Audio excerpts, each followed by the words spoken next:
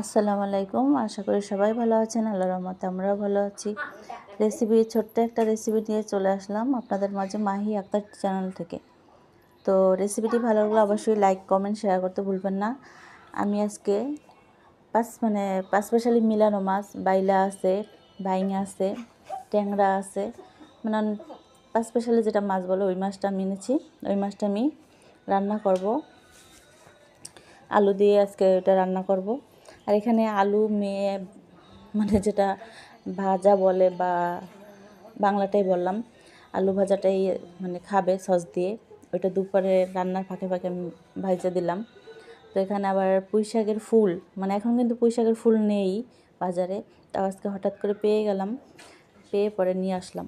তো চুলায় ভাত বসাই দিলাম, আলুগুলো মেখে নিয়েছি।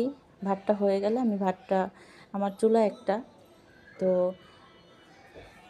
ভাতটা হয়ে গেলে পরে আমি যে আলুটা ভেজে নিচ্ছি।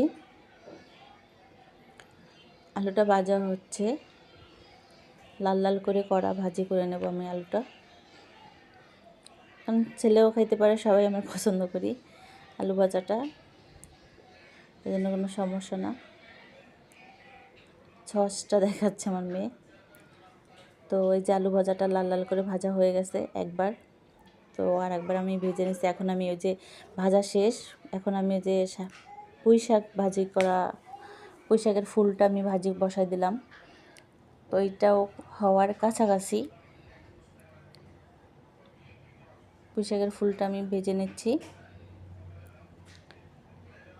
এটা একদম কড়া করে মানে যত কড়া করে ভাজা হবে অত স্বাদ হবে, কারণ পুঁই শাকের ফুলটা।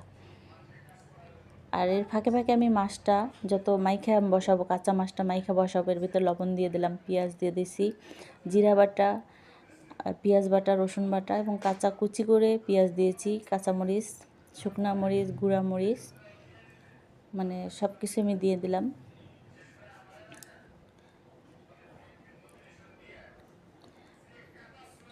তেল দিয়ে দিলাম, পরে মাখাইয়ে একদম ভালো করে মাখাইয়ে আমি এটা কাঁচা কাঁচা করে বসাবো। কিছু অল্প আলু দিয়ে দেবো মাছটার ভিতরে, খেতে একটু স্বাদ হয়। তো মাছটা আমি ভালো করে মশলা দিয়ে মেখে নিচ্ছি, মনে হচ্ছে কি এখনই কাঁচাই খেয়ে নিই এরকম মনে হচ্ছে।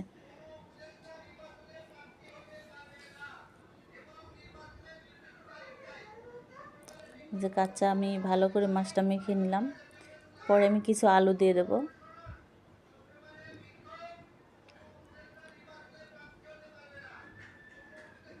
তোমার ফুলটাও ভাজা হয়ে গেছে, মাছটা আমি বসিয়ে দেব। মাছটাও হওয়ার কাছাকাছি। তো ভিডিওটা এই পর্যন্তই শেষ করলাম। আল্লাহ হাফেজ।